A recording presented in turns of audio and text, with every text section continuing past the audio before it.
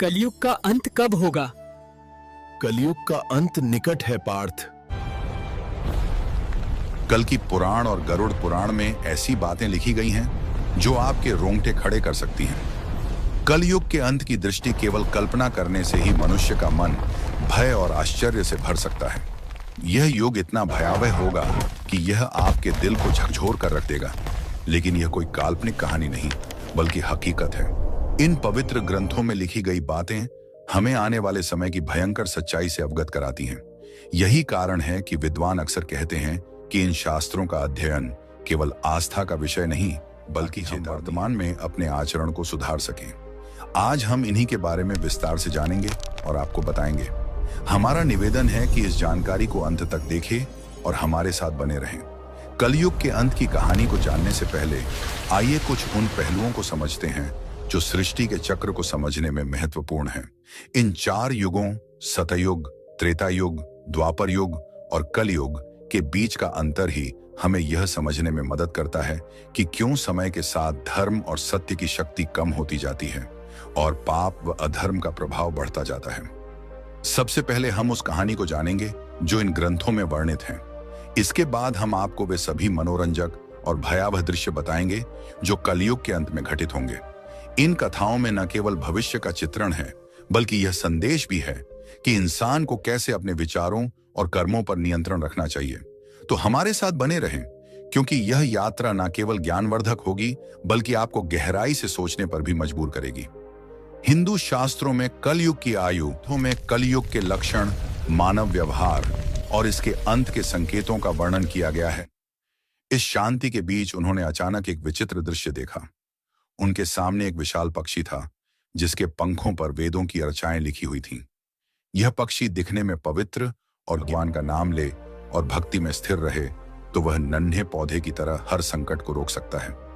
यही भक्ति इस युग में मनुष्य का सबसे बड़ा सहारा होगी। यह प्रसंग यही समाप्त होता है, लेकिन गरुड़ पुराण में एक प्रसंग आता है जब गरुड़ जी ने भगवान विष्णु से प्रश्न किया, हे प्रभु, 4 युग से लिखिए। जय श्री कृष्ण। प्रभु, हमारा निवेदन है कि इस जानकारी को अंत तक देखें और हमारे साथ बने रहें। कलयुग के अंत की कहानी को जानने से पहले आइए कुछ उन पहलुओं को समझते हैं जो सृष्टि के चक्र को समझने में महत्वपूर्ण हैं। इन 4 युगों सतयुग, त्रेता युग, द्वापर युग और कलयुग के बीच का अंतर ही हमें यह समझने में मदद करता है कि क्यों समय के साथ धर्म और सत्य की शक्ति कम होती जाती है और पाप व अधर्म का प्रभाव बढ़ता जाता है। सबसे पहले हम उस कहानी को जानेंगे जो इन ग्रंथों में वर्णित है। इसके बाद हम आपको वे सभी मनोरंजक और भयावह दृश्य बताएंगे जो कलयुग के अंत में घटित होंगे। इन कथाओं में न केवल भविष्य का चित्रण है, बल्कि यह संदेश भी है कि इंसान को कैसे अपने विचारों और कर्मों पर नियंत्रण रखना चाहिए। तो हमारे साथ बने रहें, क्योंकि यह यात्रा न केवल ज्ञानवर्धक होगी, बल्कि आपको गहराई से सोचने पर भी मजबूर करेगी। हिंदू शास्त्रों में कलयुग की आयु 4,32,000 वर्ष मानी गई है। यह विवरण भागवत पुराण, विष्णु पुराण, लिंग पुराण और बटगृण पुराण वश में मिलता है। कलयुग की शुरुआत महाभारत युद्ध के बाद द्वापर युग के अंत में मानी जाती है। वर्तमान में लगभग 5,000 वर्ष बीत चुके हैं और अभी भी लगभग 4,27,000 वर्ष शेष हैं। इन ग्रंथों में कलयुग के लक्षण, मानव व्यवहार और इसके अंत के संकेतों का वर्णन किया गया है जो हमें इस युग की चुनौतियों के प्रति सचेत करते हैं। चलिए बिना किसी देरी के सुनते हैं कलयुग के अंत की पवित्र कथा।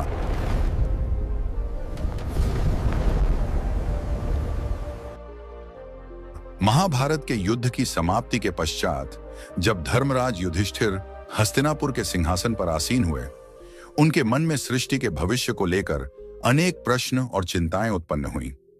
द्वापर युग अब समाप्ति की ओर था और कलयुग के आगमन के संकेत स्पष्ट रूप से दिखाई देने लगे थे। युधिष्ठिर को यह भय सता रहा था कि आने वाले युग में मानव जीवन का स्वरूप क्या होगा, धर्म की स्थिति क्या रहेगी और सत्य का क्या हश्र होगा। उनके मन में यह भी दृश्य देखा। उनके सामने एक विशाल पक्षी था जिसके पंखों पर वेदों की रचनाएं लिखी हुई थीं। से भगवान का नाम ले और भक्ति में स्थिर रहे तो वह नन्हे पौधे की तरह हर संकट को रोक सकता है। यही भक्ति इस युग में मनुष्य का सबसे बड़ा सहारा होगी।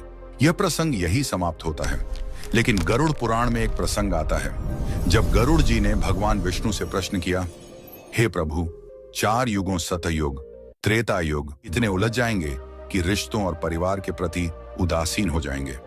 इस संकेत से स्पष्ट है कि कलियुग के अंतिम समय में मानव की शारीरिक और मानसिक शक्ति का पूर्ण ह्रास होगा। समाज में अव्यवस्था, अशांति और अराजकता बढ़ेगी। आपसी प्रेम और विश्वास टूट जाएगा और केवल स्वार्थ ही जीवन का आधार बनेगा। यह स्थिति हमें शांति और अनैतिकता को और बढ़ावा देगी। भोजन तामसिक और रोगकारी होगा, जिससे लोग अल्पायु में ही गंभीर बीमारियों का शिकार हो जाएंगे। गायों की पूजा का महत्व समाप्त हो जाएगा। लोग उन्हें केवल दूध और मांस के लिए पालेंगे।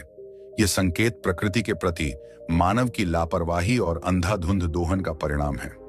वनों की अंधाधुंध कटाई, प्रदूषण और प्राकृतिक संसाधनों के दुरुपयोग से पर्यावरण का संतुलन पूरी तरह बिगड़ जाएगा। वृक्षों का फलहीन होना और जलवायु असंतुलन समाज में भूरी तरह से कलयुग का अंत होगा। कलयुग के अंत का सबसे भयावह संकेत होगा। इसके बाद भगवान विष्णु रुद्र रूप धारण करेंगे और ऐसे प्रचंड मेघ उत्पन्न करेंगे जो 100 वर्षों तक लगातार बरसेंगे। ये वर्षा साधारण वर्षा नहीं होगी। उसकी बूंदें वज्र के समान कठोर और प्रलयकारी होंगी। निरंतर बरसते जल से पृथ्वी जलमग्न हो जाएगी। पर्वत समुद्र में एक नई सुबह की भूमिका है। जब वर्तमान सृष्टि नष्ट हो जाएगी, तब परमात्मा अपनी इच्छा से एक नई, शुद्ध और पवित्र सृष्टि का निर्माण करेंगे। उस नई सृष्टि में स्थान दिलाता है और हमारे जीवन को सार्थक बनाता है। तो मित्रों, यह थी कलयुग के अंत की दिव्य भविष्यवाणी, जो हमें धर्म और सत्य के मार्ग पर चलने की प्रेरणा देती है। अगर आपको यह ज्ञानवर्धक कथा अच्छी लगी हो तो अभी लाइक कीजिए, अपने परिचितों के साथ शेयर कीजिए और ऐसे ही और रहस्यमयी व धार्मिक वीडियो के लिए हमारे चैनल को सब्सक्राइब करना न भूलें। और हाँ,